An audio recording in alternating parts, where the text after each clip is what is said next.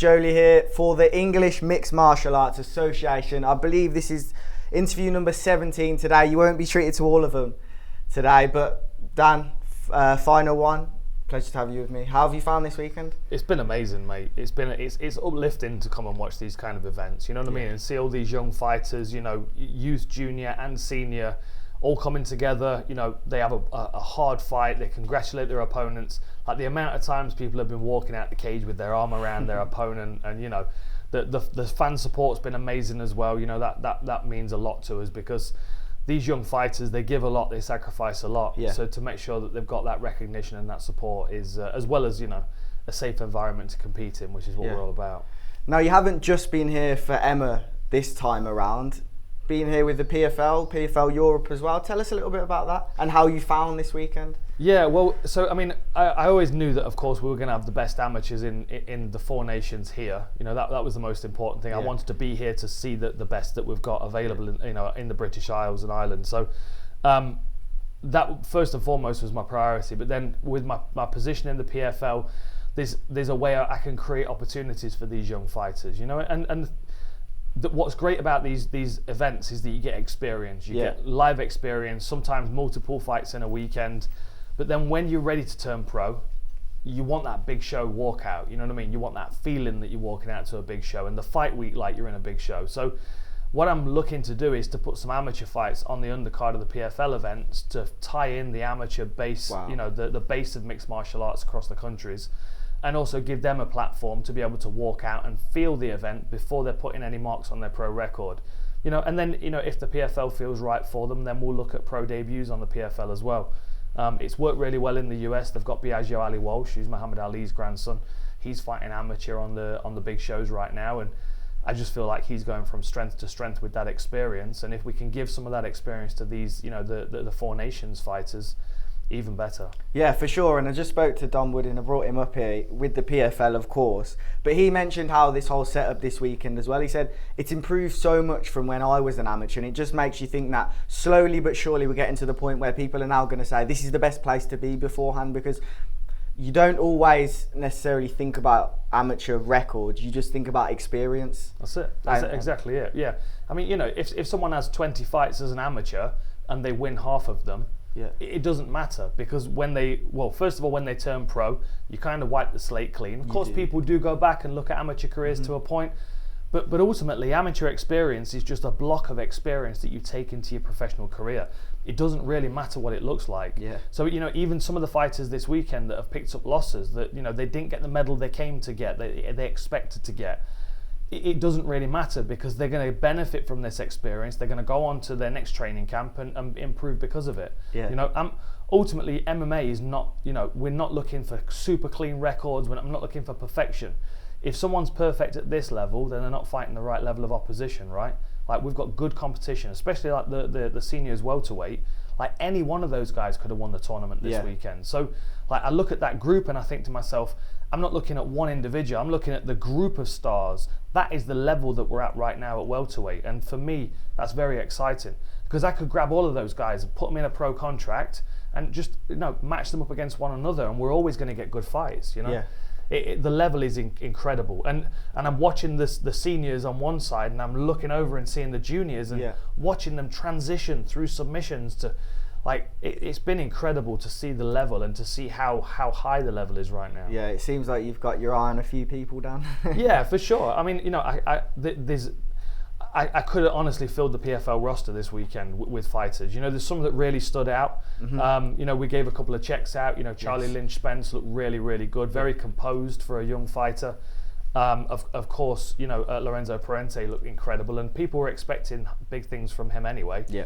But then you look at his bracket, you know, Jordan Little and Kunle Lawal, you know, McGillian surprised everybody this weekend. I think he came in at 3-3 as his amateur record. You know, took home a silver medal. You know, subbed the two medalists from last year's tournament. Like, the level across the board is incredible, and every weight class as well. And plus, you know, we've got good women's weight classes as well in the PFL. Some of the female fights were incredible. You know, Lizzie Riley stood out. She trains out of London Shoot Fighters, and you know, and it was great to have the PFL fighters here. Shanelle Dyer, former gold medalist. You know, just kind of watching the next generation and thinking to herself, you know, these are the stars that are going to be on her undercards in the future. Exactly. Could you just talk? You mentioned there about the money that you gave away to those young fighters and 5,000 to Emma. We thank you all. Could you just talk a bit about those specifically checks to fighters? And I'm sure there's more than meets the eye with the intention behind that. Yeah. Well, I mean, first of all, I wanted. That's why we called them grants, like they're PFL prospect grants. I don't want anybody to feel like there's any kind of unwritten agreement. I want to give them the money to put towards their training to go wherever they're going to go with it. You know, like I'm an MMA fan first and foremost, and if I can be in a position to put some money in fighters' pockets that are struggling to pay their travel and their training costs and all those kind of things, then I'm going to do it. So basically, I had 3 checks this weekend to give out. Right. I could have given out a check to the majority of the people here, if I'm honest, but I had to pick 3. So I went a junior, senior, and a youth. And I think the 3 people that we picked out, you know, they really stood out. You know, Charlie Lynch Spence, as soon as I saw him step into the cage the other day, I think Friday was his first fight, I could just tell there was something different about him, his composure.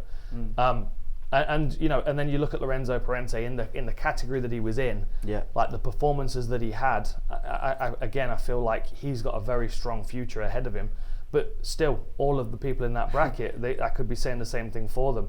And then, you know, Alfie, just a good energy, you know what I mean? A good energy, enthusiastic kid, loved every minute of being here. He had great support from his family as well. But, you know, there's always pressure on these kids. And if we can alleviate a little bit of that pressure by putting a bit of money in their pocket to make life easier for preparation, then that's great. And then, you know, the 5,000 to English Mixed Martial Arts Association is just to make sure the grassroots keep growing. That's my line for this weekend. Keep the grassroots growing, you know, make sure we can keep putting on these events so these young fighters can keep performing for us. Brilliant. Just finally then, I guess, have you enjoyed scouting this weekend? It's been incredible, yeah. It's been really good, especially the reaction from some of the fighters. Like, I've had fighters talking to me during the fight. Most interviews done. Right? Yeah. It's brilliant. Interviews. You know, like they're like in a guillotine, they're going, PFL needs to call me. You know, it's like those kind of moments that are, first of all, they're gold for me in the moment as a fan to be able to see that this person's inspired by the opportunity on the table. But second of all, you know, we're identifying the superstars. You know, we're identifying the people that can not only step in there under pressure and perform, but can have that composure when they're performing. And again, the 3 people that got the grants, that's why we chose them. Their composure. Even Alfie, young kid, he just came in like he was going to dominate the tournament, and I just love that energy about him. I think we've got some absolute superstars in the 4 nations, and I think that this weekend we've seen them at the beginnings of their career, and next year and the year after and the year after, we're going to see them run out again and emerge as even better fighters, and maybe potentially one day PFL, One Championship, Bellator, UFC champions were fighting in this sports hall this weekend. Exciting steps for Emma, exciting steps for PFL as well. Joining me, Shanelle Dyer. It feels like twice in the last couple of days, twice in the last couple of weeks. So, how have you been? I've been good. It's been like a mad couple of weeks. Obviously, my PFL signage got announced a couple of days ago, but everything's been like gone 100 miles an hour, which is sick. Yeah, I feel like it has for you because the docs come out without anyone knowing, and then it's also, this has capitalised on that momentum already, so you feel like you've just shot up into stardom. Yeah, literally, I wasn't like undercover, but it was kind of like when the documentary came out and then my sign with PFL and everything's kind of like exploded, which is mad. But it's been a long time coming. I worked hard for it, so it's all paying off now. Yeah, for sure. Now, when can we expect to see you out in the cage? I feel like people know exactly when, but for the people who don't. Yeah, so hopefully I should be out September 30th in Paris if they get me an opponent. We're trying to sort that out. But if not, then 100% doubling, like making my pro debut in PFL against 20k people. That's mad. That's dreams. Yeah, the atmosphere that night is going to be special. But I was just speaking to Simeon Powell. Obviously, he's doing fantastic in the PFL. The fact that you have a season, talk to us about that, because last time we spoke, we didn't know what was going to be happening with your career. The fact that you've now got structure, in a sense. I think that's like the best thing to have as a professional athlete. Like, I know when I'm fighting, I know who I'm fighting, I know how much I'm getting paid, so that I'm not really like ghosted. I know what I'm doing and when I'm doing that. So they might give me 2, 3, 4 times a year when I'm fighting, but now I know when I should peak in those years. I know when to book holidays after my fights. I know when to start fight camps. I know how hard I can push into camps so I can peak at those specific times in a year, so I can be the best fighter I can be in those specific times of the year. Who are your main training partners? Because they must be in for a tough ride. I feel like you've obviously trained underground. You're at GB Top Team now, but who are your main sparring training partners? Yeah, so like the level in GB Top Team is like it's so mad. Like I can go to any training session and get a hard round. Like every round I have, I can be like, okay, I can pick 90% of the room is a hard round for me specifically. We have a Who's Girl team, so my main training partner will probably be Kate Bassett. She has great grappling, jiu-jitsu, stand-up is great, so we have good rounds. Claire Lopez, she's fighting for in Japan for rising titles. She's an amazing wrestler, so I get good rounds with her, but literally look around the room, I can get rounds with anyone and they can push me to the max. We're here today for a reason. That's the Four Nations. You've obviously been the champion in this event, the first ever. You're the first. Okay, we get it. We get history, it. That's the history. First Four Nations champion, and you're back today as the champ. We've seen a new champion get crowned, and you stood on the podium with them, which was nice. But how do you feel like Emma's progressing, and also how do you feel to be back? It feels amazing to be back. Like obviously, I fought on the Four Nations last year, and just to see the progression in like a year's time is mad. Like last year we had one cage and like half the amount of fighters, whereas today the whole venue is for the Four Nations, and we have 2 cages. We even have like juniors and kids fighting, and the level of competition has gone so high. Whereas last year everyone was skeptical, that nobody knew what it was. And then this year, everyone knows what it was, so everyone wants to win it. It's becoming the biggest tournament in the UK. In a few years, it's going to be the one that you have to win to become pro. Yeah, and you're always going to be the first. I'm always going to be number one. That's history books right there. Well, I look forward to seeing your career in the PFL flourish. Speak soon. Thank you. And Don Wooding, good to see you again. How are you? We're here at the Four Nations today. Just talk to us about why you're here, obviously through the PFL, but... Yeah, we're here through the PFL. We're here to support the Four Nations tournament. Obviously watching the amateurs, and there's been some really good fights, man. Yeah, and some really good stand-up fighters, man. You enjoyed that heavyweight fight at the end, didn't you? Yeah, that was crazy. It's fight they need to get paid for that, man. They should have got. I think they should have got the checks there. The checks that PFL were giving out, yeah, definitely, man. What do you think about, you mentioned fight of the day a minute ago, the tournament. I've been here all week and that was the best one. You mentioned a second ago, like the standard from when you were amateurs, it's risen, like it's coming here today. You feel like you've noticed that? Yeah, like it's more advanced, man. Because the thing is, like when I was amateur,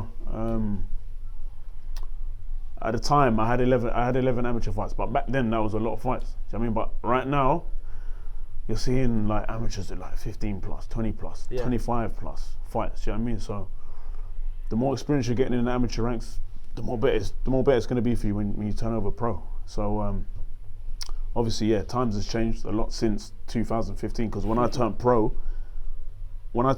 that's when IMF just came about. Yeah. Do you know what I mean? So it's obviously good to see, and obviously it's a good look for the amateur UK MMA scene. You'd recommend to any people coming up? What do you mean? Would you recommend this format, this platform? Yeah, 100%, man. 100%. Like, even I was, like, before I turned pro, even I was considering doing it. Do you know what I mean? But I was just like, nah, I want to turn over. But obviously, for the young up and comers, obviously, this is very beneficial for them. Do you know what I mean? Like I said, get as much experience as they can before turning over, because obviously amateur ranks is where you make all your mistakes. That's it. Don't get twisted. You may make mistakes in pro ranks, but it may not be as fatal as it could be in an amateur rank. So obviously, get in as much fights as you can. Stay as active as you can be, and obviously, hopefully progress into the pro ranks. You can see Shanelle behind the camera as well. She's a good example of that. She's shy, she's looking away. She doesn't want to be in. Not today. But personal. Go on, to be honest, looking at Shanelle, she might. I'm gonna flatter her now. So, looking at Shanelle, like she reminds me of myself when I was amateur. Do you know what I mean? Just like her style, the way killer innit, just a killer innit. Like just the way she carried herself through the amateur ranks, just going place to place. You know what I mean? Not just staying in one spot. Like when I was amateur, I was going up north to fight. Do you know what I mean? I wasn't just staying in London. I was going up north, different places up north and all around England. So she did the same thing. Do you know what I mean? So, and obviously she did even better than me because she competed in tournaments like this. Do you know what I mean? So it's good seeing where she is now, and obviously now she's pro, signed to PFL. Yeah. It's a good look. Do you know what I mean? Now she can make proper money now. Do you know what I mean? Big up Shanelle, yeah. Do you know what I mean? Personal stuff, what's going on with you? Obviously, you had to unfortunately pull out of the PFL Europe tournament, but you're still focused, and it seems like everything's healing up. It seems like I didn't even injure myself. It seems like I'm fine. But, yeah. Obviously swelling's gone down. Obviously it's just the fracture, the nasal fracture, and the orbital fracture just needs to heal. A few more weeks, and I'll be good to go, man. Because I'm looking to get on that 30th September card in Paris. Do you know what I mean? Like, I spoke to Dan, I spoke to James, and I just told him, look, if I can at least get 2 fights before this year's out. Do you know what I mean? 30th of September, November 25th, if possible, wherever it's going to be, or December 8th. Do you know what I mean? So I can't not fight this year. Do you know what I mean? Just doesn't make. I put in too much work for me to not fight this year. Do you know what I mean? And obviously, I'm sure they understand. And so looking to get 30th of September, and then November 25th or December 8th.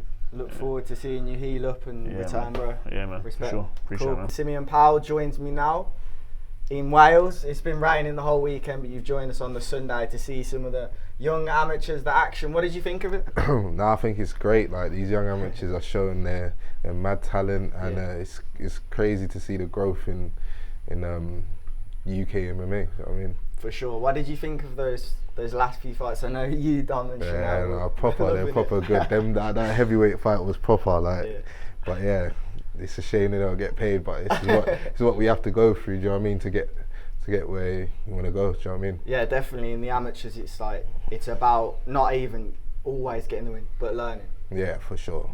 Like, you can tell, like, a lot of these kids are just coming out here and putting it on the line just to learn. Though, do you know what I mean? You got to respect that. Is it weird? Because obviously in your career you're still young and everyone refers to you as young, but coming here as a pro now makes you feel like a little bit older. Do you know what I mean? Yeah, I know. Dom must be feeling like a real vet. You know what I mean?